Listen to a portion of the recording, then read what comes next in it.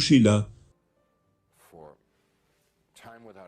le temps de penser à mon destin, et au fond de mon esprit, apparut une image de moi-même comme un enfant, assis dans une salle de l'école du dimanche, chantant Jésus m'aime. J'entendais dans mon esprit, Jésus m'aime la la la. Jésus m'aime la la la. Et comme je me souvenais le dire, et m'entendais, je pouvais m'entendre, en tant qu'enfant en train de chanter. Plus important que toute autre chose, je pouvais sentir dans mon cœur qu'il y avait un moment dans ma vie, quand j'étais jeune et innocent, quand je croyais en quelque chose de bien, quand je croyais en quelque chose autre que moi, quand je croyais en quelqu'un qui était tout bon, tout puissant, qui se souciait vraiment de moi. Et je savais que je voulais que cela revienne. Ce que j'avais perdu, ce que j'avais jeté, ce que j'avais trahi, je voulais que cela revienne. Je ne connaissais pas Jésus, mais je voulais connaître Jésus. Je ne connaissais pas son amour, mais je voulais connaître son amour. Je ne savais pas s'il était réel, mais je voulais qu'il soit réel, vous savez, parce que je croyais qu'il y avait un temps dans ma vie où j'avais cru en quelque chose. Et je savais quand j'étais enfant que c'était vrai. Et je voulais croire que c'était vrai. Alors j'ai appelé, Jésus s'il te plaît, sauve-moi. Et il est venu. Il est venu. Premièrement, il y avait une toute petite tache de lumière dans l'obscurité.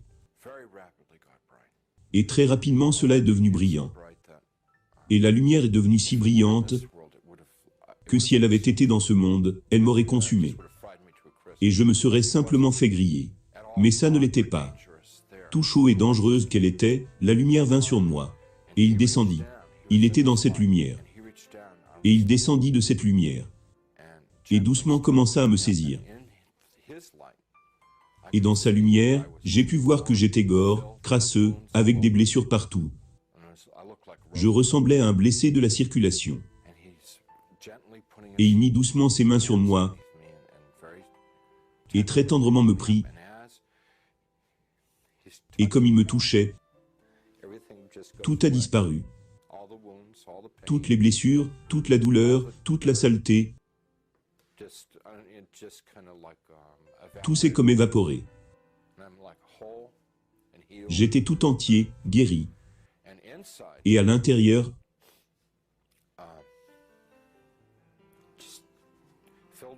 j'étais rempli de son amour. Ce que je souhaiterais en dire plus. C'est si frustrant de ne pas pouvoir en parler plus aux gens, parce que vous savez, c'est la meilleure chose qui me soit arrivée dans ma vie. Je veux dire que c'est tout. Vous savez, c'est la vie entière de connaître cet amour. Et je n'arrive pas à le décrire. Je ne peux pas le comparer. Et dont il m'a tenu et embrassé avec des câlins sur le dos. Comme un père le fait avec son fils. Comme une mère le fait avec sa fille. Des doux câlins sur le dos. Et je pleurais comme un bébé, rempli de joie.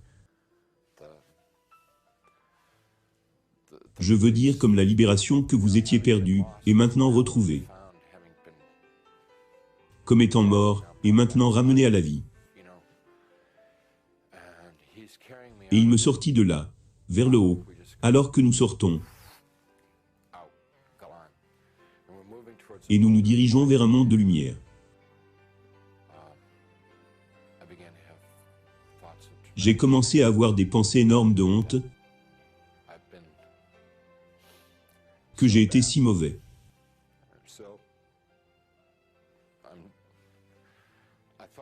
Je me sentais comme sale, ordure, poubelle. Et je me suis dit qu'il faisait une erreur, que je n'appartenais pas à cet endroit. Vous savez, c'est comme, comment peut-il se soucier de moi? Pourquoi moi? Je suis mauvais. Et nous nous sommes arrêtés. Nous n'étions pas en enfer, nous n'étions pas au paradis. Nous étions entre les deux. et nous nous sommes arrêtés. Et il a dit, nous ne faisons pas d'erreur. Tu appartiens à cet endroit-ci. Et nous avons commencé à converser. Et il me parlait et me disait des choses. Et il a amené un de ses anges.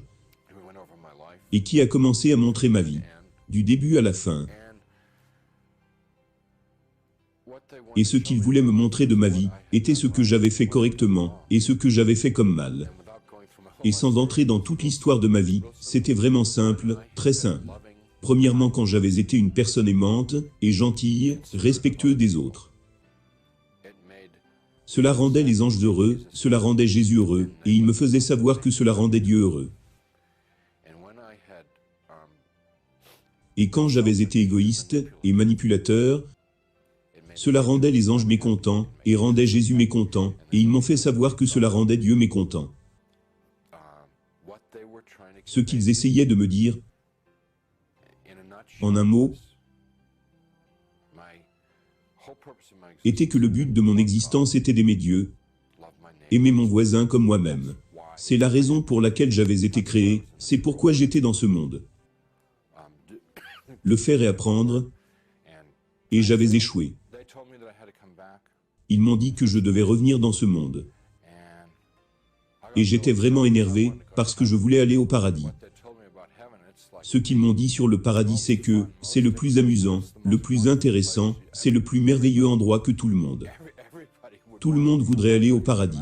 Et je voulais y aller. Et ils ont dit que je n'étais pas prêt. Je n'étais pas apte, que ce n'était pas mon heure d'aller au paradis. C'était mon temps de revenir dans ce monde et d'essayer de vivre comme Dieu voulait que je vive, quand Dieu m'a créé en tout premier lieu. Je lui ai dit, à l'ange de Jésus, que je ne pourrais pas vivre dans ce monde sans eux.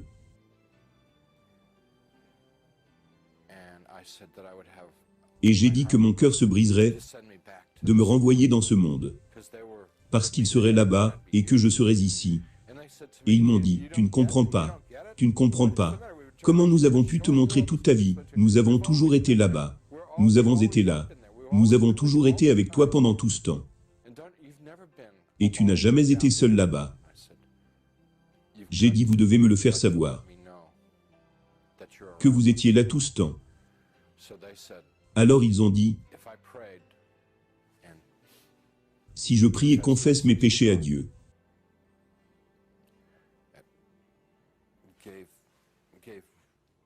et donne ce que j'ai. Et ce qu'il voulait dire, pardonner ce que j'avais, était de donner mes soucis, mes fardeaux, mes espoirs, mes rêves, juste de les donner tous à Dieu.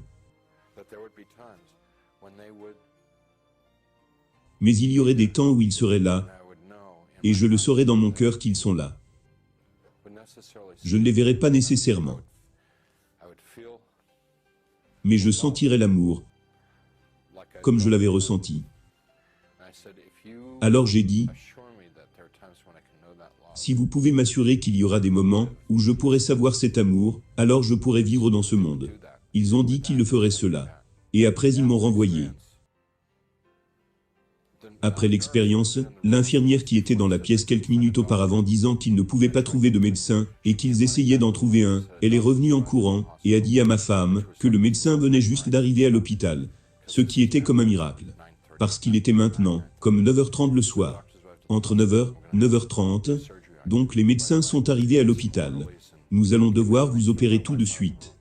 Des infirmiers et des gens sont entrés, et ils ont fait sortir ma femme hors de la chambre. C'était très dérangeant, parce que j'essayais de leur dire que je voulais parler à ma femme, à propos de ce qui m'est arrivé. Donc quand j'ai croisé ma femme dans le couloir, en route pour l'opération, je lui ai dit que tout allait bien se passer. Et elle a juste commencé à brailler. Depuis que j'ai eu cette expérience, la mémoire ne s'est pas dissipée du tout. C'était vraiment intense. Et je ne sais pas, ça reste intense. Je crois que l'une des raisons pour lesquelles Dieu m'a donné cette expérience, c'est que j'ai l'occasion de partager avec quelqu'un. Je ne connais pas qui, je n'ai jamais su qui, mais que j'aurai l'opportunité de la partager avec quelqu'un, afin que cela puisse leur être utile.